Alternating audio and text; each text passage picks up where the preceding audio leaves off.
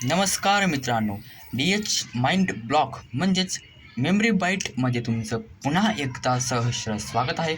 आपण पाहत आहोत मशीन लर्निंगचे पार्ट्स. मशीन लर्निंगची क्विक रिव्हिजन आपण करत आहोत. त्याच्यापैकी आपले 3 पार्ट्स हे अपलोड झाले आहेत यूट्यूबवर आणि हा चालू आहे आपला 4था पार्ट. आणि त्याच्यापैकी आपले पहिला क्वेश्चन म्हणजेच difference between AI and ML. AI काय की बिल्ड मशीन. ते काय करतं, मशीनला बिल्ड करण्याचं काम करतं. ते काय करतं, कॅरी आऊट ऑपरेशन्स, जे ऑपरेशन्स असतात त्यांना परफॉर्म करतं बा. आणि टिपिकली नीड ह्युमॅन, म्हणजे ह्युमनचं जे इंटरव्हेशन आहे ते त्याला कमी लागतं बा, एकदम कमी लागतं. आणि मशीन लर्निंग काय की ब्रांच ऑफ AIची ती ब्रांच आहे. आणि एन्हान्स टू स्टॅटिस्टिकल मेथड, ते स्टॅटिस्टिकल मेथडने त्याच्या स्वतःहून इम्प्रूव्ह होत असतं. आणि एन्हान्स थ्रू ते होत असतं. ठीक आहे.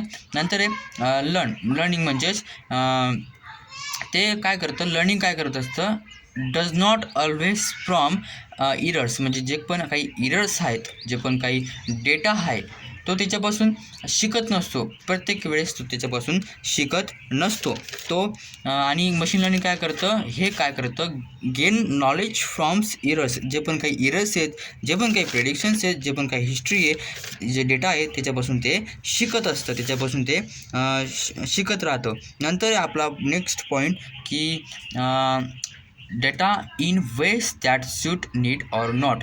म्हणजे बघा, data need for ML to advance, म्हणजे याला काय होतं की data in ways that suit need for or not, म्हणजे डेटा जो असतो तो कधी कधी लागतो, कधी कधी नाही लागत याला. पण इथं काय असतं की data needed for machine learning to advance, म्हणजे मशीन लर्निंगला आपल्याला ॲडव्हान्स करायचं आहे तर डेटा हा गरजेचा असतो. नंतर build system resembled human intelligence and behaviour, म्हणजे सिस्टमला ते बिल्ड करत असतं आणि जे ह्युमनचं जे इंटेलिजंट आहे त्याला ते कॉपी करण्याचा प्रयत्न करतं AI, आणि बिहेवियर ते कॉपी करण्याचा प्रयत्न करतं.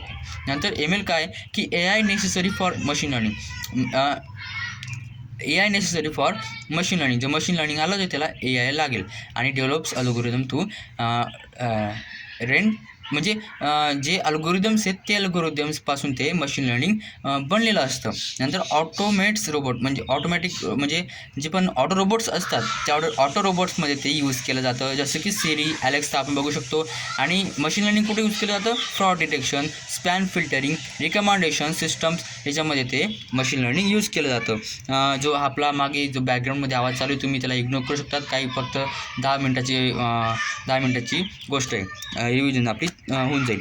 नंतर अजून काय त्याच्यामध्ये डिसिजन मेकिंग हे करत असतं, जनरल इंटेलिजन्स असतो याच्याकडे, आणि हे पॅटर्नवर त्याला रिकॉग्नाइज करत असतं. नंतर असे खूप सारे आपण बघू शकतो की डिफरन्स बिटवीन पडत असतात. जसं की हे जे असतं हे सिस्टम लॉजिक असतं, म्हणजे एक्सपर्ट सिस्टम असतं बा, लॉजिकली ते हे करत असतं. आणि डीप मशीन लर्निंग लागते त्याला. आणि हे काय असतं की याच्यामध्ये supervised machine learning, unsupervised, semi supervised, आपण टाईप्स बघितले ते मशीन लर्निंग याच्यात लागत असतात. असे ते टाईप्स पडतात त्याच्यावाले.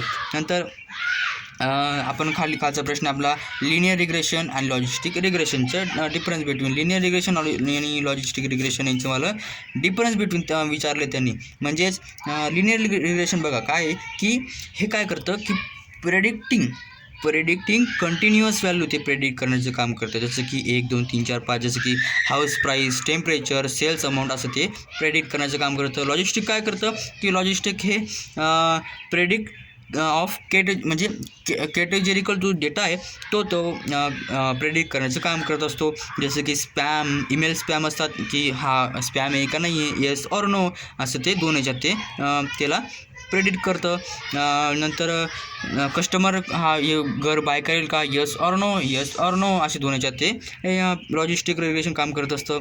नंतर त्याचे काय त्याचं बघा, जसं की हे रिअल नंबरमध्ये करत असतं, इनफायनाईट टू फायनाईटमध्ये याचं उत्तर येत असतं, पण याचं उत्तर फक्त प्रोबॅबिलिटीमध्ये येत असतं 0 ते 1मध्ये. नंतर आहे याचं इक्वेशन बघू शकतो आपण, y = ax + b.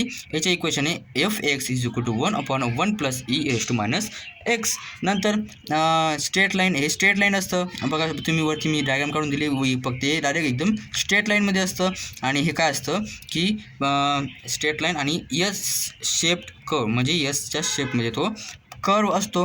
नंतर प्रेडिक्टिंग हाऊस प्राईस, बघा मी एक्झाम्पल सांगितल्याप्रमाणे प्रेडिक्टिंग हाऊस प्राईस ते करत असतं. नंतर इथं हाऊस विल सेल, बघा हाऊस जे ते म्हणजे दुसऱ्याला विकाल का बाबा, यस ऑर नो, 0 or 1 असे म्हणजे ते उत्तरं देत असतं.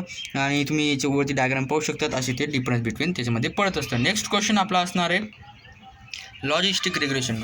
आपण मागे ही वरती ते जे मी माझ्याकडनं लिहिलं गेलं ते वापस परत लिहिलं गेलं ते आपण काय पाहिलं की लॉजिस्टिक रिग्रेशन आणि लिनियर रिग्रेशनचं आपण डिफरन्स बिटवीन पाहिलं. लिनियर रिग्रेशन आपण मागेच पाहिलं, त्याच्यामध्ये काय असतं नंतर, आणि लॉजिस्टिक रिग्रेशन आपण आता पाहू की लॉजिस्टिक रिग्रेशन काय असतं.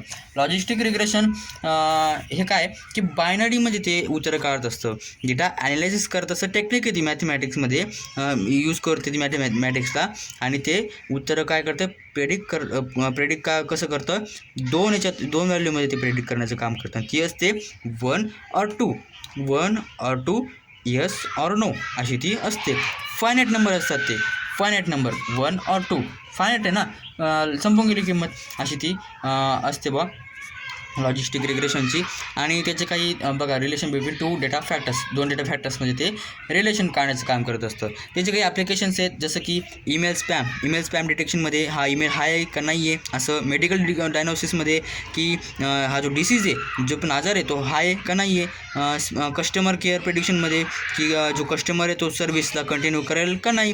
नंतर क्रेडिट रिस्कमध्ये, क्रेडिट जे ते जे लोन जे आहे ते रिस्कमध्ये चाललं, येस ऑर नो. नंतर असे ते आपण बघू शकतो. नंतर हेल्थ केअर, मॅन्युफॅक्चरिंग, मार्केटिंग असे ते ॲप्लिकेशन्स असतात.